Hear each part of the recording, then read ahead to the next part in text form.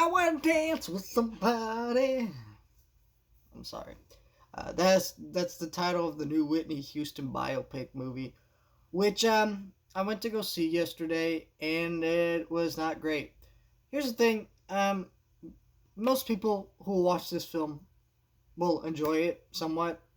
So if you like musical biopics, I would just say go watch this, because clearly I think people who enjoy musical biopics don't care about watching a good movie or reviews or anything like that. They just want to see a movie that is very generic and bland and just tells the story of someone's life. And it sounds mean to say it like that, but that's just the truth, right? There are good musical biopics, but majority of them are just the same carbon copy, boring movie, but people just enjoy watching them.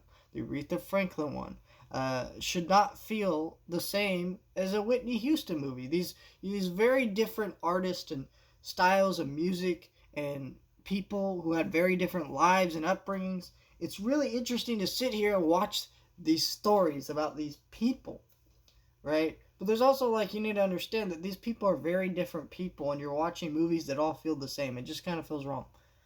But I guess I should go into my mindset going into this movie. I saw the trailer. I thought it looked fun, but my issue with this movie was it was PG-13, and I knew that they were going to shy away from the truth of Whitney Houston's life, which is that this woman had a terrible drug addiction that was very sad and very horrible, and led up to her death. And so when I watched all that, I'm like, okay. So I watched this movie, and that's exactly, my fears were not quelled at all. They're actually just enhanced, because that's exactly what this movie did. This movie didn't even show her death on screen. This is literally just a 2.5 hour movie where they're just long stretches of Whitney Houston just singing. Just singing.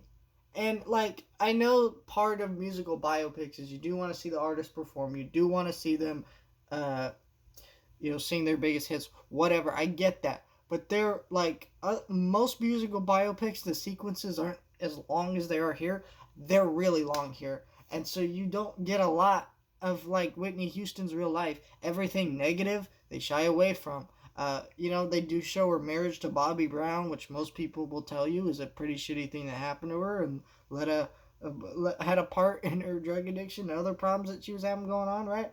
But they don't really portray that in as much detail as they could, or show how abusive he was. They show elements of that. They show moments where he's clearly abusive, but there needs to be more to it. I mean, one scene he's yelling at her, and then next scene she's, like, sitting in a room talking about how she's depressed because she feels like her family's falling apart because her daughter has to grow up with this abusive man and this crap. I'm like, okay, but you don't really show that.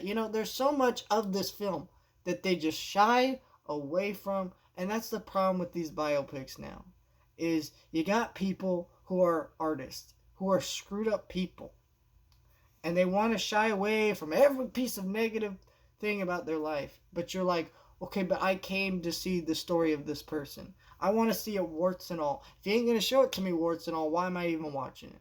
And I think the reality is usually because the state of these people, the families of these people, when they push these musical biopic movies out or whatever, they don't want you to know the truth because they think that it will encourage you to not buy albums or records, which is just ridiculous. I don't think anybody who buys Queen albums would stop buying Queen albums if the Freddie Mercury movie Bohemian Rhapsody was more truthful about his actual life. I don't think anybody would stop buying albums because of that.